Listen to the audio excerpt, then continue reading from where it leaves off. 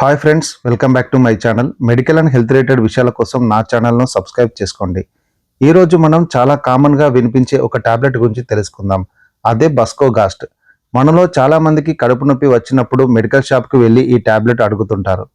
అసలు ఈ బస్కోగాస్ట్ టాబ్లెట్ దేనికి పనిచేస్తుంది, ఎప్పుడు వాడాలి, దీని సైడ్ ఎఫెక్ట్స్ ఏంటి, ఎవరు వాడకూడదు అనే పూర్తి వివరాలు ఈ వీడియోలో క్లియర్గా తెలుసుకుందాం. ముందుగా అసలు ఈ బస్కోగాస్ట్ అంటే ఏంటో చూద్దాం. ఇందులో ఉండే మెయిన్ డ్రగ్ పేరు హైసిన్ బుటైల్ బ్రోమైడ్. ఇది ఒక యాంటీ స్పాస్మోటిక్ మెడిసిన్. అంటే సింపుల్గా చెప్పాలంటే ఇది కడుపులోని కండరాలను రిలాక్స్ చేసి నొప్పిని తగ్గిస్తుంది. ఇది ప్రధానంగా ఏ సమస్యలకు పనిచేస్తుందంటే కడుపులో విపరీతమైన నొప్పి లేదా తిమ్మిరి వచ్చినప్పుడు డాక్టర్లు దీన్ని ఎక్కువగా సూచిస్తుంటారు. ముఖ్యంగా జీర్ణాంతర ప్రేగుల సమస్యలు అంటే ఇరిటేబుల్ బౌల్ సిండ్రోమ్ ఉన్నవారికి, కడుపు ఉబ్బరంగా ఉండి నొప్పి వస్తున్నప్పుడు ఇది బాగా పనిచేస్తుంది. అలాగే ఆడవారిలో నెలసరి సమస్యలో వచ్చే కడుపు నొప్పికి కూడా ఈ టాబ్లెట్ను వాడుతుంటారు. కిడ్నీలో రాళ్ళు ఉన్నప్పుడు వచ్చే నొప్పిని లేదా బ్లాడర్లో వచ్చే నొప్పులను తగ్గించడానికి దీన్ని ఉపయోగిస్తూ ఉంటారు. ఇది ఎలా పనిచేస్తుందంటే మన కడుపు లేదా ప్రేగుల్లోని కండరాలు ఒక్కోసారి గట్టిగా బిగుసుకుపోయి విపరీతమైన నొప్పిని కలిగిస్తాయి.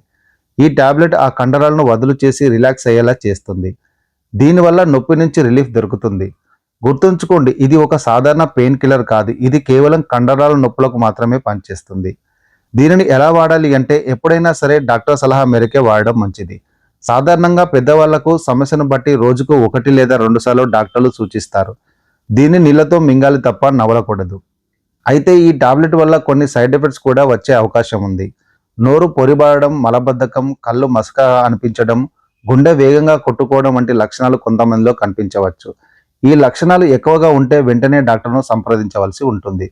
ముఖ్యంగా ఎవరు ఈ టాబ్లెట్ వాడకూడదు అంటే గ్లకోమా అంటే కంటి సమస్యలు ఉన్నవారు, ప్రోస్టేట్ సమస్యలు ఉన్నవారు, పేగుల్లో అడ్డంకులు ఉన్నవారు ఈ మందుకి దూరంగా ఉండాలి. అలాగే గర్భిణీలు, పాలిచ్చే తల్లులు డాక్టర్ సలహా లేకుండా అసలు ఈ మందును వాడకూడదు. చివరిగా ఒక మాట, ఈ వీడియో కేవలం సమాచారం కోసం మాత్రమే. కడుపు నొప్పికి అనేక కారణాలు ఉండవచ్చు.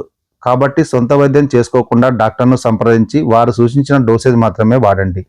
ఇలాంటి మరిన్ని medical and health related informations కోసం నా ఛానల్ను సబ్స్క్రైబ్ చేసుకోవడం మర్చిపోకండి.